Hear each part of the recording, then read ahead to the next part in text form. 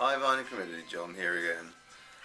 My last video I showed a bunch of jazz records that I'd collected in the second half of 2017.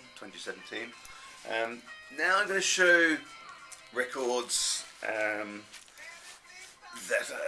are blues, and then there's some black music records at the end. Trying to sort of group these things together so that it some kind of fluency to it, I suppose. Okay, we're listening to, at the moment, Fleetwood Mac, but I'm going to show that a bit later and talk about it.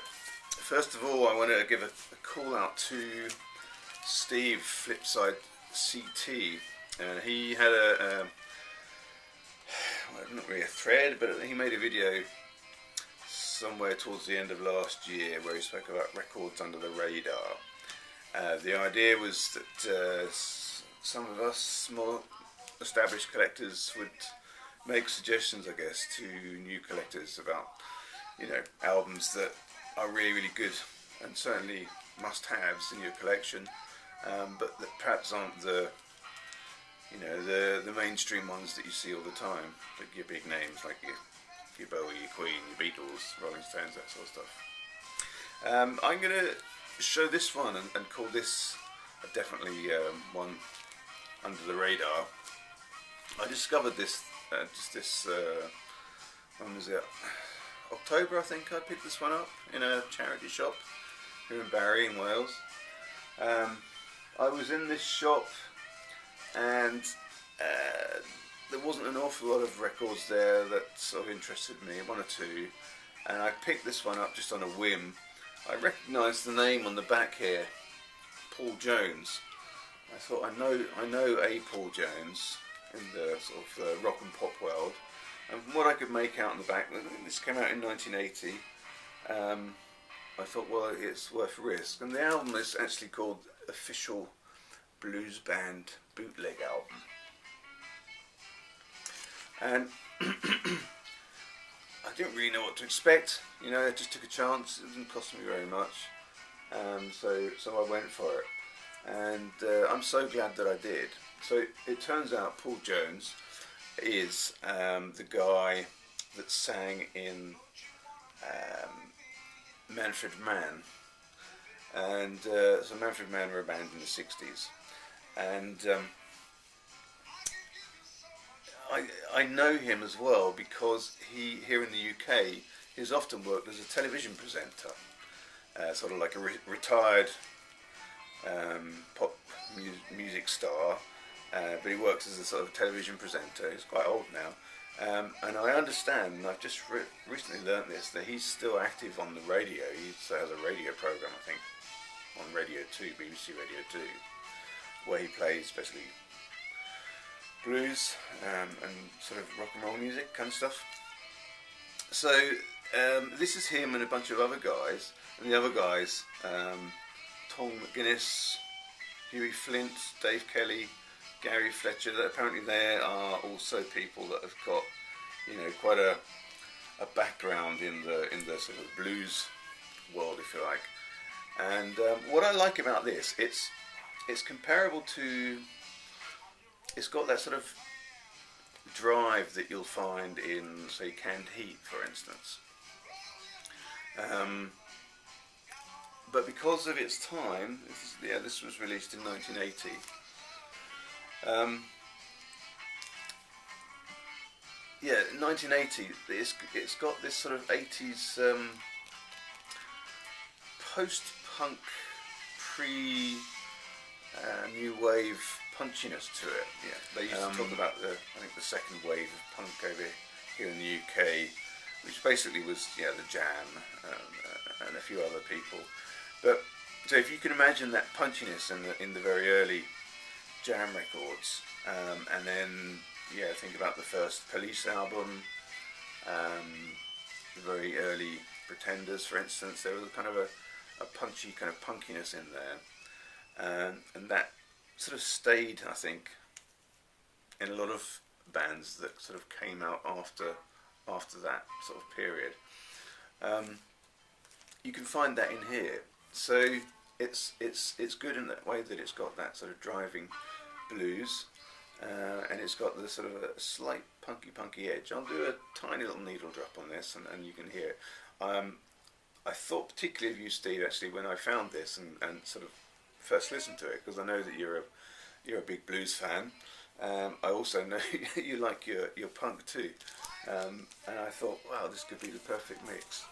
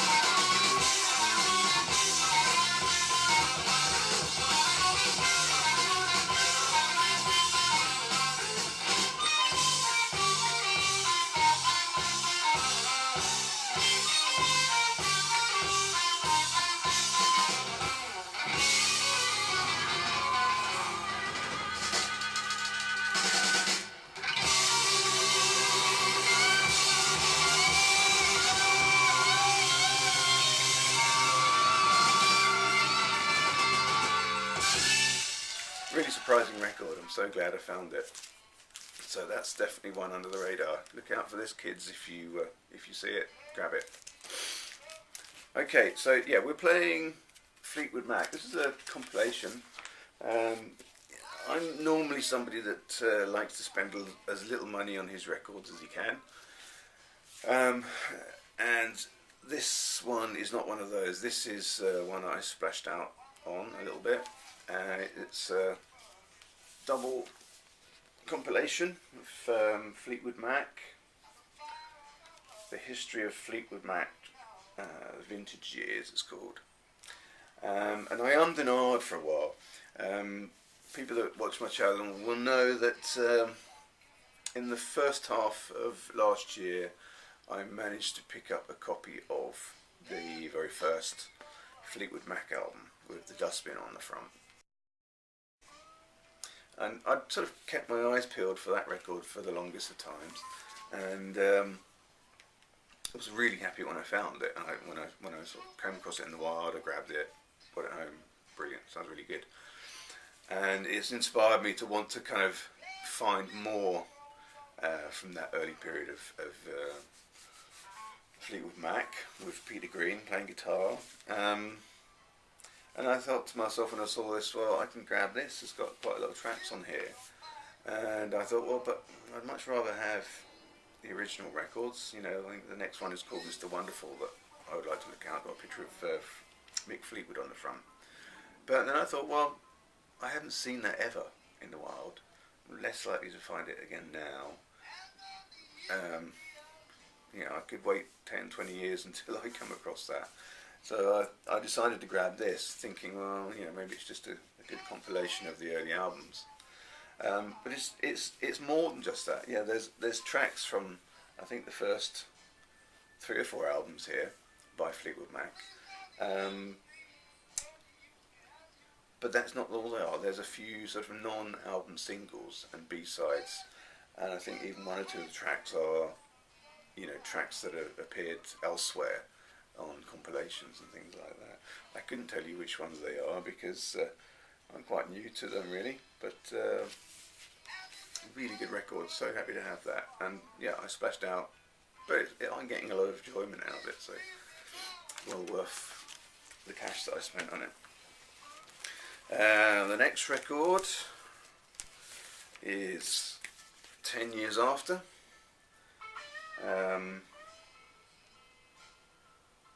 It's more sort of blues rock, I suppose, this one.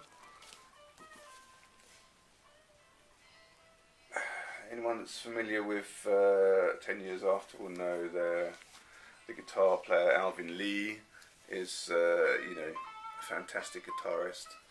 Recommend that. I really like the cover, that's really why I got this. But the record is brilliant too. Can't really tell you much more than that.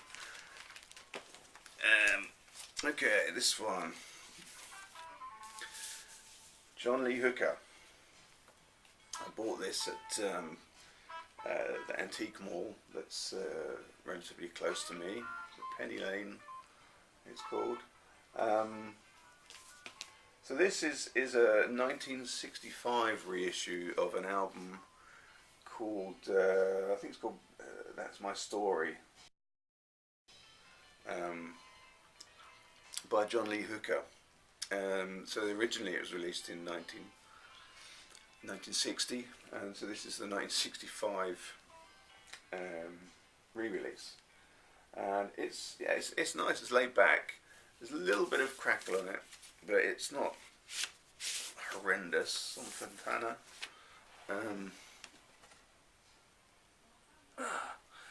And it's it's mainly acoustic.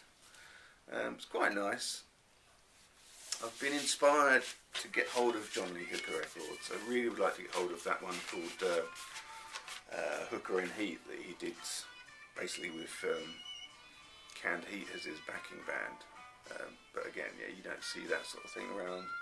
I grabbed this because I thought it looked promising. And it's a nice record.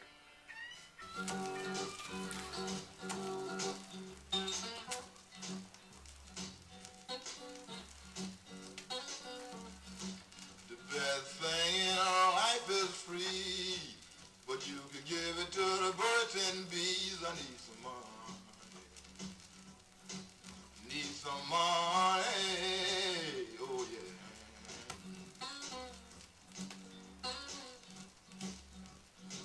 Your love give me such a thrill. Okay, next record. This is just another find. Fats Domino.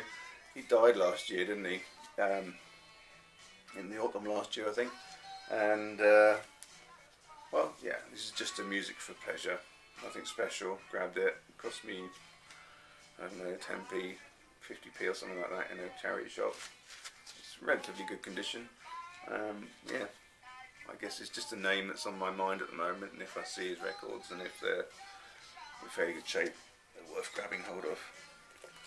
Okay, so on to black music now. I guess it's all pretty much black music, but this is BT Express. No more blues. This is into the world of funk now. BT Express, this is their second album. I got their first album when I lived in the States and I really liked it. So I was happy to come across this one. BT Express. Originally they were called the Brooklyn Transit Express, from Brooklyn, this band. and it's brilliant, really good. I'm gonna have to do a needle drop of some of this. It's so funky. Look at that gatefold. I love that picture. I mean, you just want to be there, don't you?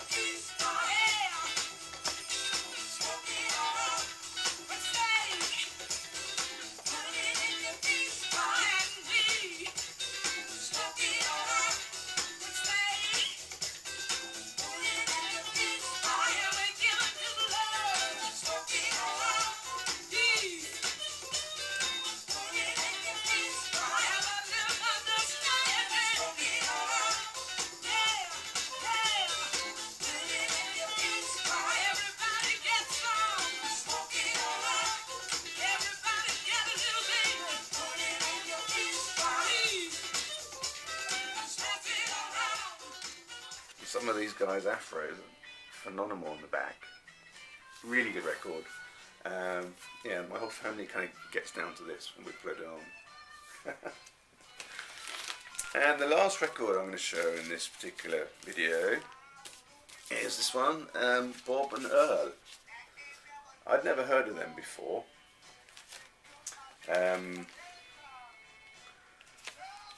But I quite like the colour on the cover, and I instinctively knew, well, this has got to be special.